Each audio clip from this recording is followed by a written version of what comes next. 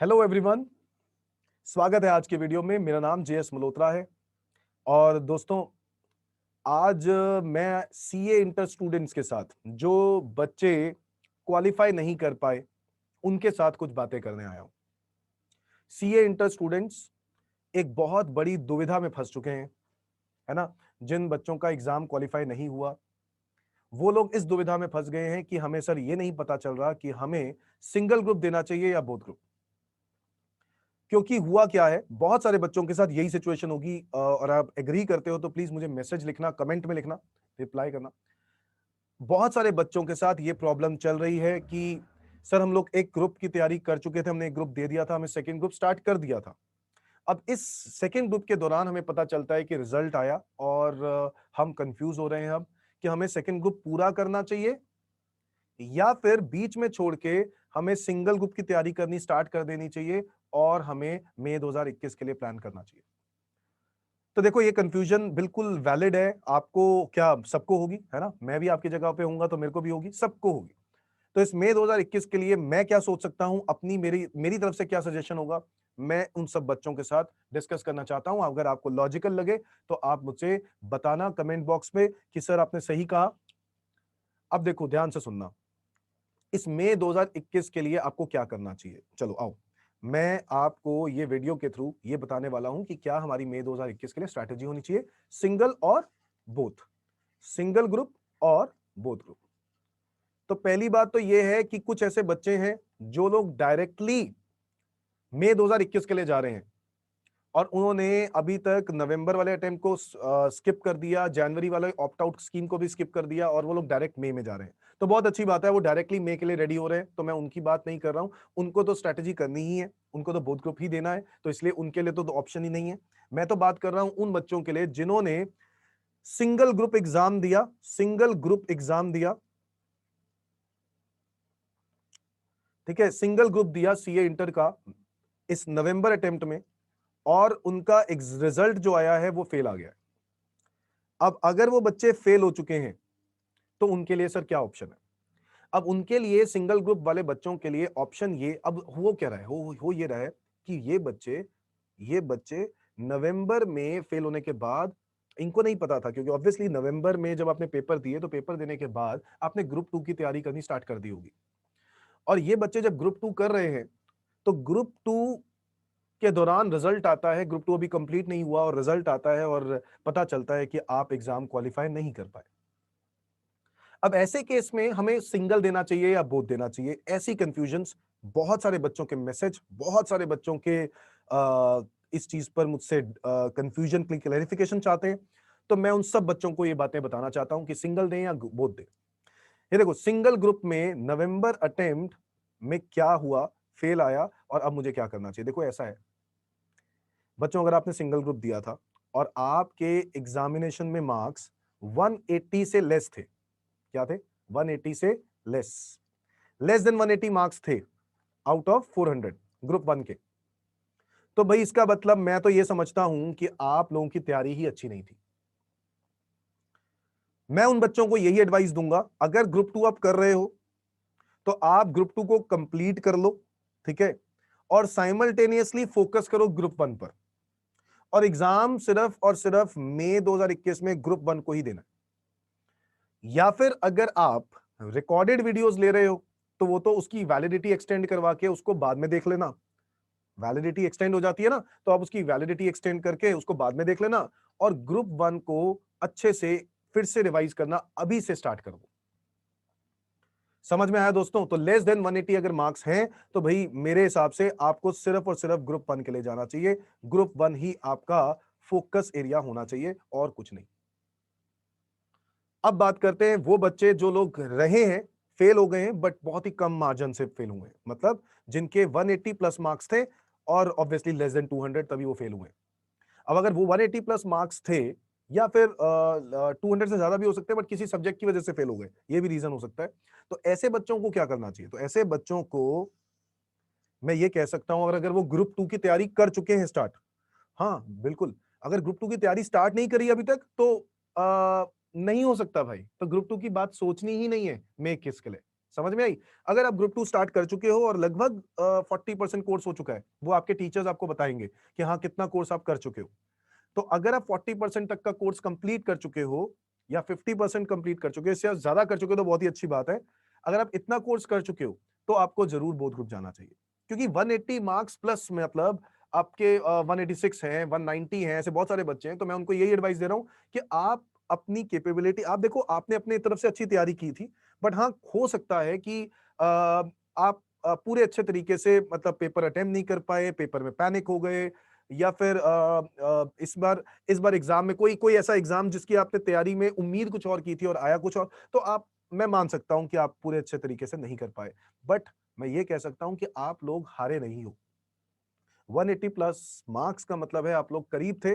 आप फिर कोशिश कर सकते हो, सिंगल ग्रुप को रिवाइज करो, जो पहला वाला ग्रुप 1 है, ग्रुप 1 को रिवाइज करो, ग्रुप 2 को कंप्लीट करो, और उसके बाद फिर ग्रुप 1 को रिवाइज करो। उसके लिए क्या करना है वो मैं बताऊंगा, बट मैं अभी आपको ये रेजोल्यूशन दे रहा हूं कि आपको ऐसे केस में आप बोथ ग्रुप जाना चाहिए। अगर आप ग्रुप 2 तकरीबन तकरीबन 50% कोर्स कर चुके हो, अगर 20% किया, 30% किया, सॉरी मत करना, टाइम मत वेस्ट करना। ठीक है, आप नवंबर में देना, क्योंकि अदरवाइज ना इधर के रहोगे ना उधर के।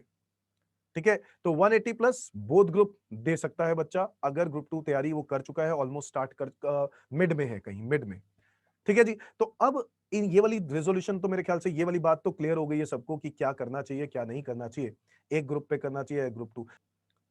ठीक है, और सिंगल ग्रुप, अब देखो, अब मैं आपको और बातें बताता हूं। अब देखो हो क्या रहा है, अब आप अगर मई 2021 में बोथ ग्रुप प्लान कर रहे हो, आपने प्लान कर लिया सर बोथ ग्रुप दूंगा, बहुत बढ़िया, वेरी गुड, वेरी गुड। पहली बात तो ये बहुत बड़ी बात होती है कि आपने डिसाइड किया कि मैं बोथ ग्रुप दूंगा, तो बहुत अच्छी बात है, अच्छी बात है, आपने बोथ ग्रुप डिसाइड किया, वेरी गुड। बट इस बोथ ग्रुप के लिए आपको कितनी मेहनत करनी पड़ेगी, आओ समझते हैं। बोथ ग्रुप में आप ग्रुप 2 के सब्जेक्ट्स की, मैं उम्मीद कर रहा हूं कि आपकी स्टडी चल रही होंगी, और नियरली नियरली सारे इंस्टीट्यूट्स, अगर मैं बात करूं, मार्च के मिड में या मार्च के फर्स्ट वीक में कुछ खत्म करेंगे, कुछ लोगों का मार्च एंड में खत्म हो रहा होगा, और कुछ लोग शायद, कुछ बच्चे तो शायद खत्म करके बैठे हैं। बहुत अच्छी बात है अगर खत्म करके बैठे हो तो, बट अगर नहीं खत्म किया, अभी तक कोर्स खत्म नहीं किया, पहले तो कोर्स खत्म करने का टारगेट रखो, और मार्च मंथ तक आपका हर हाल में कोर्स खत्म हो जाना चाहिए। इन टारगेट डेट क्या है, मार्च मंथ, मार्च मंथ में आपका ग्रुप 2 खत्म हो जाना चाहिए हर हाल में। अगर इसके बाद होता है तो फिर तो ना इधर के रहोगे ना उधर के, तो फिर तो बहुत बड़े फंसोगे। तो इसलिए ग्रुप 2 मार्च मंथ में आपका खत्म हो जाना चाहिए हर हाल में। अब हम बात करते हैं, ग्रुप 2 मार्च मंथ में खत्म हो रहा है, सर क्या साइमल्टेनियसली एक सब्जेक्ट उठा लें? अब देखो ग्रुप 2 के अंदर सब्जेक्ट्स देखो, पहला एडवांस अकाउंट्स, दूसरा ईआईएसएसएम, थर्ड ऑडिटिंग, फोर्थ एफएमई को। तो ये जो सब्जेक्ट्स हैं ये आपको लग रहे हैं कोई बहुत आसान सान से, जब पढ़ने बैठते हैं ना पता चलता है बहुत जबरदस्त सब्जेक्ट्स हैं, 100 मार्क्स के। इसलिए मार्च मंथ में आप अगर इनको खत्म करते हो, मैं बस आपको ये बोलूंगा कि जो भी चैप्टर और जो भी कोर्स आप अब कर रहे हो उसको अच्छे से करो, उसको इतने अच्छे से कर लो कि आप ये चीज तो कंप्लीट कर लो। Advance account, ESSM, audit, FM simultaneously खत्म कर लो। अगर अब मैं उन बच्चों की बात करूं जो बोथ ग्रुप के लिए तैयार हो रहे हैं, उनको साथ ही साथ खत्म कर दो। बट क्या सर हमें ग्रुप 1 का कोई सब्जेक्ट उठाना चाहिए? देखो, मुश्किल चांस है कि आप ग्रुप 1 का कोई सब्जेक्ट इस दौरान उठा लो। इसका रीजन है कि आपका ग्रुप 2 के जो सब्जेक्ट्स हैं इनके होमवर्क भी होंगे। तो मैं तो आपको यही बोलूंगा कि मिड मार्च में अगर आप लोगों का ग्रुप 2 खत्म हो रहा है तो आप लोग ग्रुप 2 पे फोकस करके, अगर आप बोथ ग्रुप जा रहे हो तो ग्रुप 2 का फोकस करके उसको खत्म कर दो, खत्म कर दो। और ग्रुप 2 को उसी वक्त खत्म कर दो, मतलब रिवीजन भी आप साथ साथ कर रहे हो, रिवीजन भी आप साथ साथ कर रहे हो, ईआईएसएसएम याद कर रहे हो, ऑडिट आप याद कर रहे हो, और ईएफएफ भी आपने याद करना स्टार्ट कर दिया, उसको आपने खत्म कर दिया टिल द ग्रुप 2 एंड। जब तक ग्रुप 2 खत्म होगा तब तक आपका ग्रुप 2 का कोर्स रिवाइज भी हो चुका होगा एक बार। ये आपका टारगेट होना चाहिए कि ग्रुप 2 तो खत्म। अब आपने ग्रुप 2 के बाद, अगर मैं मिड मार्च का टारगेट लेके चलता हूं कि मिड मार्च, तो उसके बाद आपने ग्रुप 1 स्टार्ट कर दिया। अब जब आपने ग्रुप 1 स्टार्ट किया तो ग्रुप 1 के अंदर आपके सब्जेक्ट्स हैं कौन कौन से? अकाउंट्स, कॉस्टिंग, लॉ और टैक्सेशन।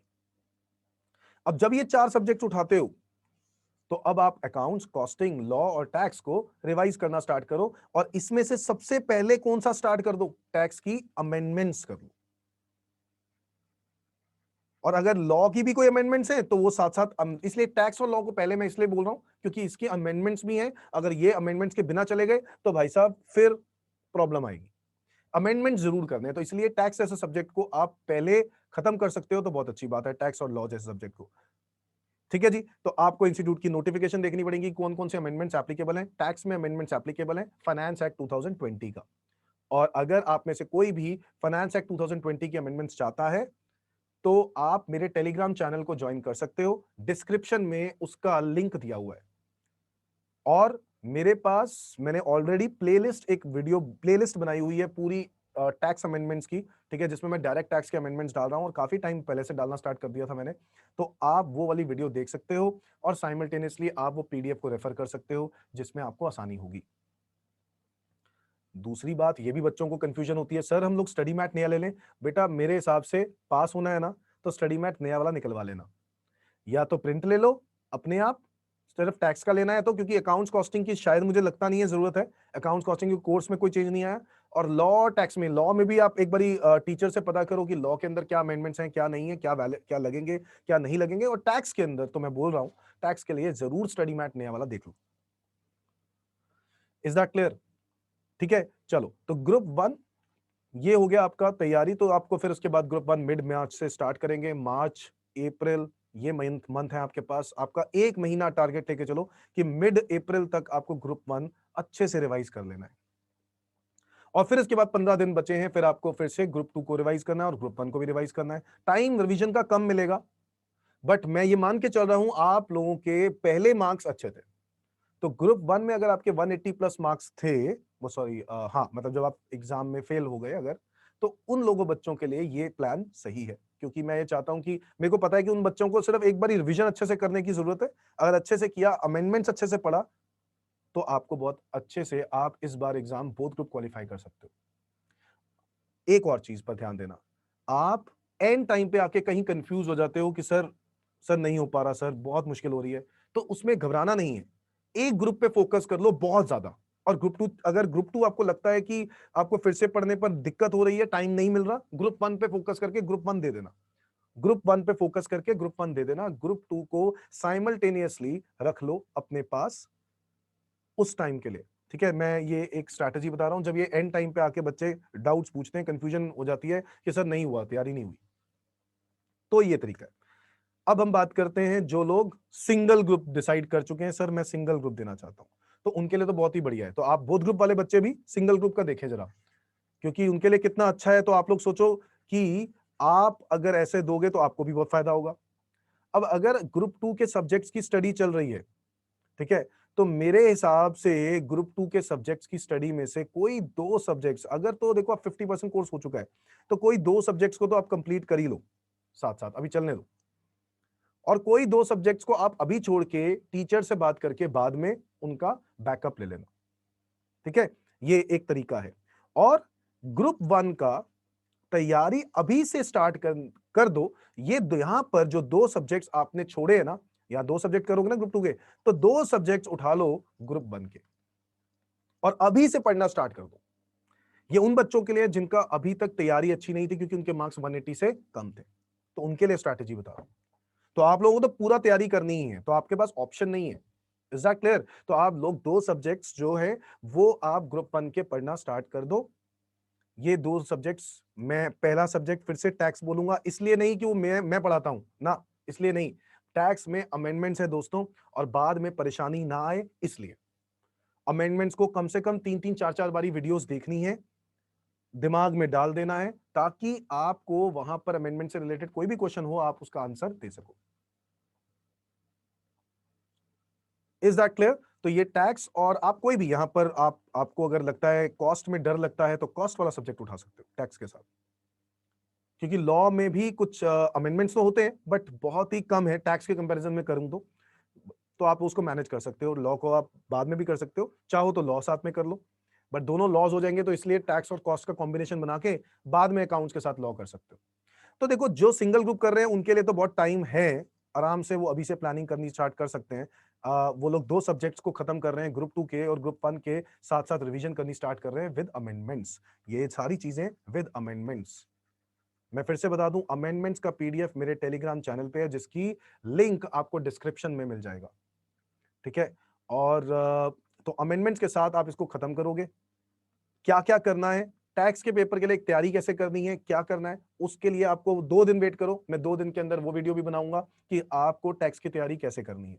तो जो बच्चे सिंगल ग्रुप दे रहे हैं या फिर बोथ ग्रुप भी दे रहे हैं, तो उनके लिए क्या करना है, टैक्स के लिए कैसे करनी है तैयारी। तो मैं आपको कुछ डे प्लान बताऊंगा कि कैसे करना है। बहुत ही जल्द मैं इस चैनल पे रिवीजन भी लेके आने वाला हूं, जो आपको पूरा कोर्स रिवाइज करा देगी। जी हाँ, मैं एक रिवीजन भी बनाऊंगा सीए इंटरमीडिएट टैक्सेशन के लिए। तो बच्चों, आपको सारी अपनी तरफ से पूरी हेल्प करूंगा। पूरा कोशिश रहेगी कि इस मई 2021 में हम लोग उलट-पलट कर दें, ठीक है?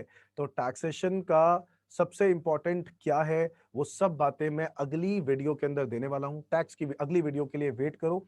और मुझे आप लोगों से कॉन्फिडेंस चाहिए, बूस्ट चाहिए कि सर मैं अगली वीडियो बनाऊँ टैक्स के लिए या नहीं? ठीक है? उसके लिए आप लोग लाइक्स ज़्यादा से ज़्यादा करो इस वीडियो पे और ज़्यादा से ज़्यादा कमेंट्स मुझे पूछो मुझसे कुछ सवाल कि सिंगल बोथ कैसे करें सर? मैंने आपकी वीडियो देख ली है, इसमें मुझे एक क्लैरिफिकेशन आ गई। क्लैरिफिकेशन आ गई है, तो आप उसका भी मुझे रिप्लाई नीचे दो। थैंक यू सर का, और मुझे बहुत अच्छा लगेगा। Thank you everyone. और मेरे हिसाब से सबको ये बातें क्लियर हो गई हैं, उनको क्या स्ट्रैटेजी अपनानी चाहिए, कैसे पढ़ाई करनी चाहिए। ठीक है जी? कोई टेंशन लेने वाली बात नहीं है एवरीवन, कोई टेंशन नहीं लेनी है। हो जाता है सिचुएशन, देखो हार के बाद ही जीत है, गाना क्यों बना? हार के बाद ही जीत है, क्यों बना? क्योंकि कुछ सोच समझ के तो बनाया गया। अगर मैं हार के ये सोच लूं कि मैं एग्जाम छोड़ रहा हूं, मैं सीए एग्जाम छोड़ रहा हूं, मैं सीए नहीं कर सकता हूं, तो वो तो हार गया, वो इंसान हार गया, वो जीता नहीं। जीतेगा वो जो हार के बाद कहेगा, क्योंकि हार के बाद ही जीत है। कहते हैं ना, डर के आगे जीत है, हार के बाद भी जीत है। अगर आप हार से नहीं हारोगे, मतलब हार से हारना नहीं है, हार गए कोई बात नहीं, फिर टाइम मिलेगा, फिर से करेंगे, फिर से ट्राई करेंगे, और अगली बार मैं अच्छे नंबर लेके आऊंगा, बहुत अच्छे मार्क्स लेके आऊंगा, पेरेंट्स को प्राउड करा दूंगा। भाई आप ऐसी सोच रखोगे ना, पॉजिटिव इंटेंट रखोगे, पेरेंट्स भी खुश हो जाएंगे। पेरेंट्स आपको पढ़ते हुए बहुत खुश होंगे कि यार देखो हमारे बच्चे ने फिर से पढ़ाई स्टार्ट कर दी।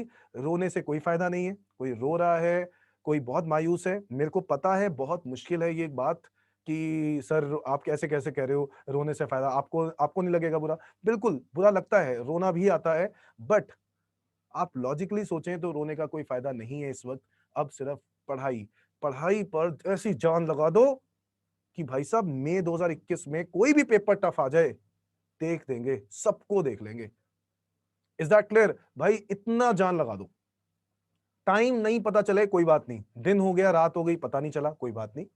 हाँ, पढ़ाई करते हो ब्रेक्स ले लेके पढ़ाई करो, बीच में ब्रेक लो आधे घंटे की, क्योंकि एफिशिएंसी वीक हो जाती है अगर आप ब्रेक नहीं लेते हो। तो कोई फायदा नहीं है ऐसे 6 घंटे 8 घंटे पागलों की तरह किताब लेकर बैठ गए हो, उसका कोई फायदा नहीं। ठीक है? आपको बीच में ब्रेक लेनी जरूरी है, क्योंकि उसके बिना आप नहीं कर सकते। खाना ऑब्वियसली टाइम पे खाना ही है, तो सब चीजें, नींद भी टाइम पे करनी है, तो करना है सब कुछ, सारे जो आपके डेली नीड्स हैं वो जरूर करने हैं। बट पढ़ाई के अलावा अभी इस वक्त और कोई टारगेट नहीं होना चाहिए दोस्तों। और मैं यकीन से कह सकता हूं कि आप बहुत सारे बच्चे जिनको हर्ट हुआ है ये रिजल्ट, वो लोग उलट पलट कर देंगे इस बार। अगर आप उलट पलट कर दोगे, कमेंट सेक्शन में कमेंट करना मुझे कि सर इस बार देखना। ठीक है जी? थैंक यू बच्चों, बाय बाय। नेक्स्ट वीडियो के लिए टैक्स की वीडियो में बनाऊंगा, जिसमें मैं टैक्स की स्ट्रेटेजी बताऊंगा। Thank you everyone, bye bye.